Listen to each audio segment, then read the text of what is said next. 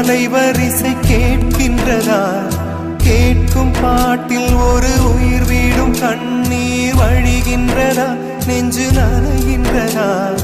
இதயம் கருகும் ஒரு வாசம் வருகிறதா? காற்றில் கண்ணீரை ஏற்றி கவிதை செந்தேனை ஊற்றி கண்ணே உன் வாசல் சேர்த்தேன். போயும் ஜீவன் ஓடும் முன்னே ஓடோடிவா.